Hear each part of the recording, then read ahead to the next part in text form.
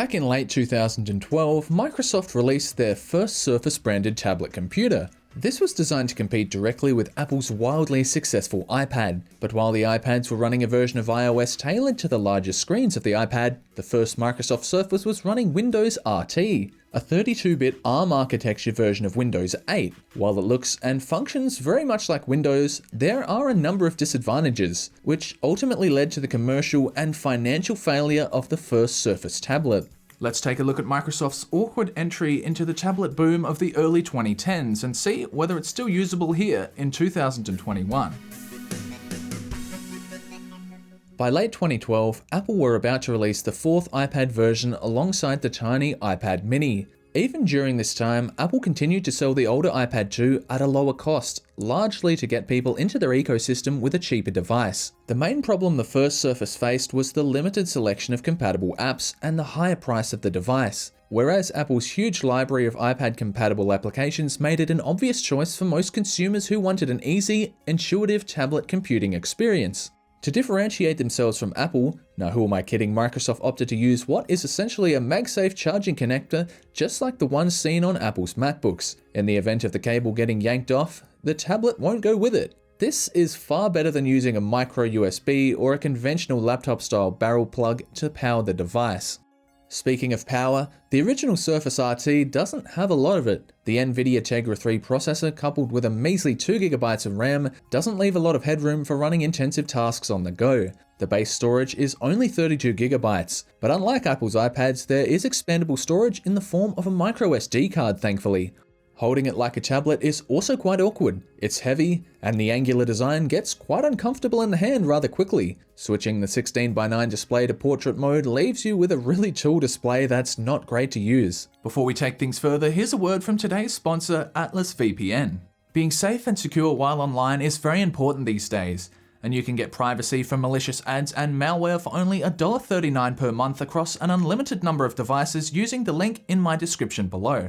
Be notified when someone is trying to steal your data. Some other benefits to Atlas VPN include fast connection speeds with low latency. This means you can watch region-specific Netflix shows even in 4K.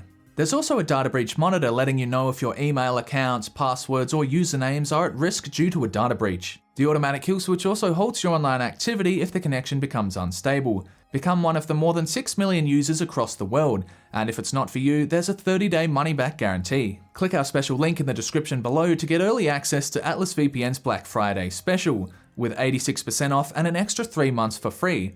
Once again, thanks to Atlas VPN for sponsoring this video. Sales were so poor that not even 6 months after launch, Microsoft were already slashing $100 off of the base Surface model's price. One of my viewers said it was a really nice piece of hardware, but compromised by the lack of apps and ability to run x86 software, and that he picked one up on clearance for only $200. While I couldn't find it listed for $200, it was already discounted to $383 just half a year after being released. Another viewer said they were given out free at a spelling bee sponsored by Microsoft. John thinks it was a way to get rid of unsold stock. Ismail said the rear camera is slightly angled so that when the device was on its kickstand, it was still more or less usable as compared to pointing at the table. In fact, the Surface did a lot of things right. The 5-point multi-touch display is bright and responsive. The stand is also reassuringly strong and satisfying to flip out, and the port selection means this is far more like a computer than the competing iPads at the time. Very easily, I was able to connect a keyboard and mouse. The latter wasn't possible on iPad for many years after. The pre-installed Microsoft apps are nice to see though. With an external keyboard, this is still great for typing up documents. Microsoft did actually sell a detachable keyboard that connects to the pins on the base. But what exactly is the Surface RT capable of running here in 2021? First, and very importantly, I tried web browsing. The pre-installed Internet Explorer is quite outdated, prompting us to download Edge directly from Microsoft. But what a surprise, they no longer make a compatible version for the Surface RT. Searching for the Edge browser in the Microsoft Store leads us nowhere. Even Google Chrome is nowhere to be seen. In fact, searching in the term browser yields no results of an actual internet browser. Thankfully, the outdated version of Internet Explorer is still able to run YouTube videos fine though. Looking through the slim pickings of compatible games, I did find a few that ran. Crossy Road allows you to take control of a traffic dodging chicken. This can be played with a keyboard and mouse or just the touchscreen. This top-down racing game also runs fine. It's quite a bit of fun, but I can't remember what it's called though. But who could forget this Minion movie tie-in game? It's a pretty generic endless runner, but I'm honestly just so surprised to see this considering the tiny amount of apps that'll run on here. Next, we've got a pretty impressive looking kart racing game. Even though the Surface RT hardware is weak on paper, the ARM instruction set is quite powerful, only requiring a low amount of power. But as a tablet, this does fall short. It's definitely not as portable or as comfortable as Apple's iPads, and while it does have both front and rear facing cameras, they're not great.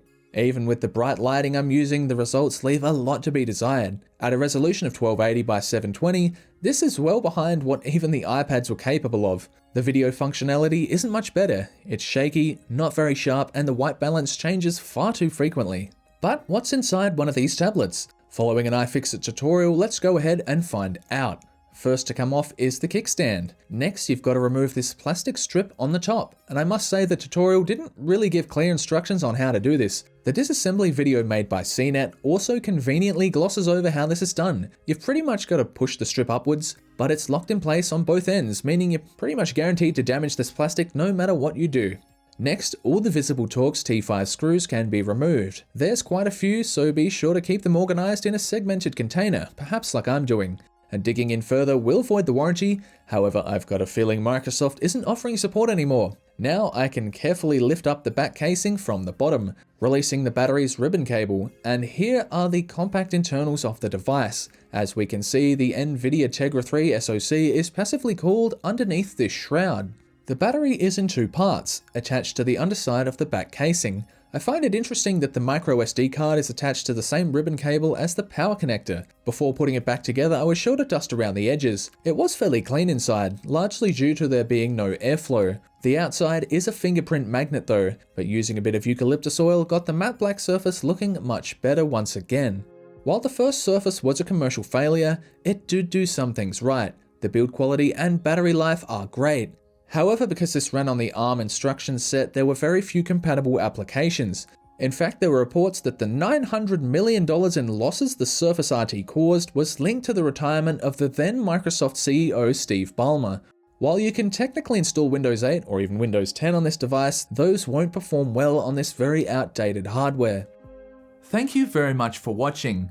I'd also like to give a big thanks to Douglas for giving me this tablet. It was honestly pretty cool going back to use this device, as before this, I've never actually seen one in person.